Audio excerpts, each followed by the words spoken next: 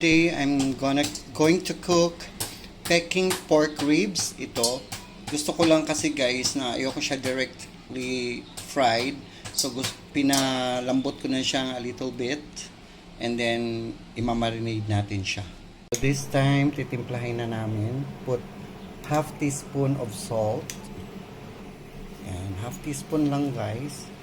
And then, you add paminta. Paminta. Yeah. 2 tablespoons of cooking wine. Ayan. And then baking soda. Ayan, lagyan natin ng baking soda, guys.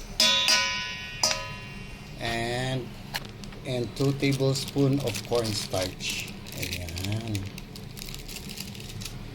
And then 2 pieces eggs. Ayan.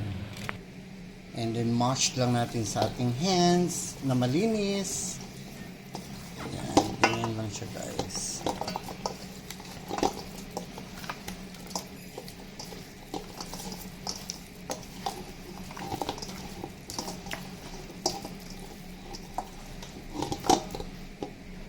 So, ayan na siya guys. After coating all those ingredients, hinalo lang natin na maigi to incorporate po sa ng taste niya. And this time, ipa-fry na natin siya. Ayan.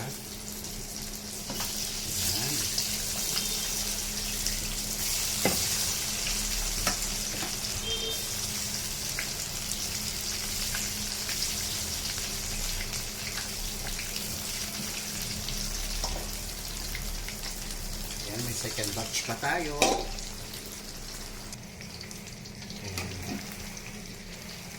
Antayin lang natin medyo mag-brown. Ay! Konti guys.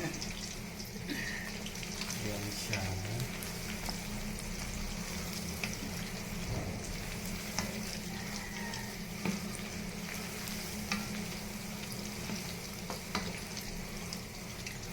Ayan, tapos medyo nag-light brown na siya. Tanggalin natin, palamigin. Tapos ipi-fry natin ulit. Siya.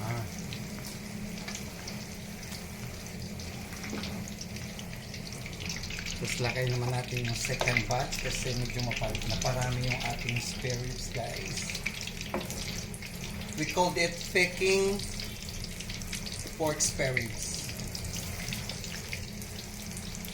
It's a Chinese style pork spare ribs, guys.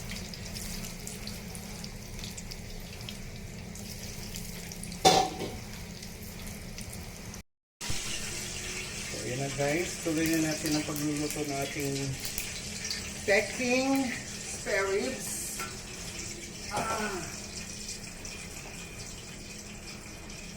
Yeah. Painitin na natin ang mantika. Then we will add the onion and the tomato. Yeah.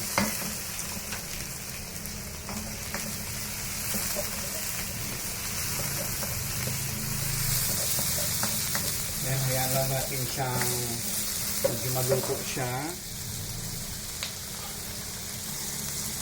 So, ilagay na natin ang ating onion.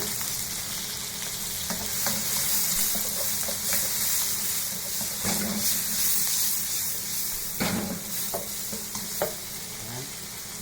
Ketchup.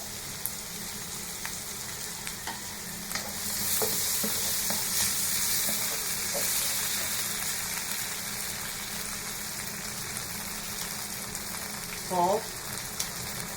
Half teaspoon lang. Tapos 2 tablespoons of cooking rice wine.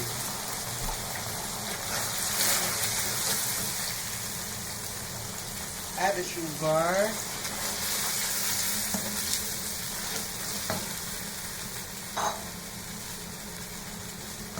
And then the water.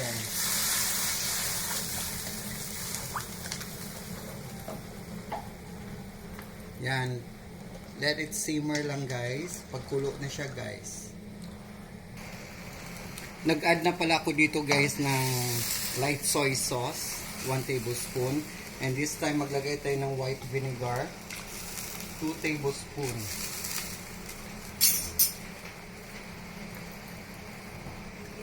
This time guys, sasalain na natin tong sauce. I-separate natin tong mga unang ingredients like tomatoes, onions.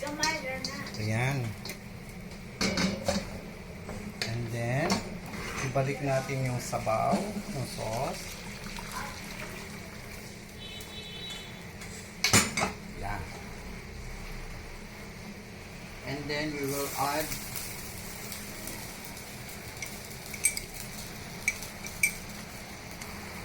so this time, iano na natin ang ating slurry guys, cornstarch with water para mag gravy ang ating sauce.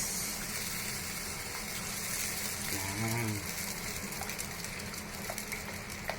Gawin lang natin ano siya guys, ganyan guys. So, yan. This time, ilagay na natin ang ating pork ribs. Yeah.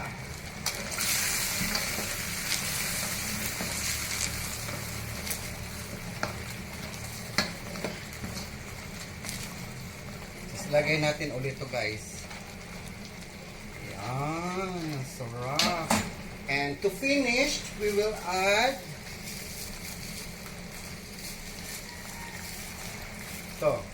sesame seeds. Yan.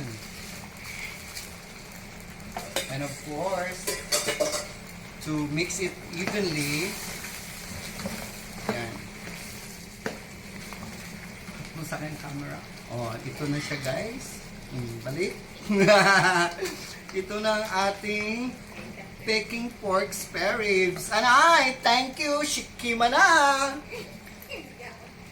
So, ito na yung finished product ng ating Peking pork spare ribs. So yummy! Ha ha ha!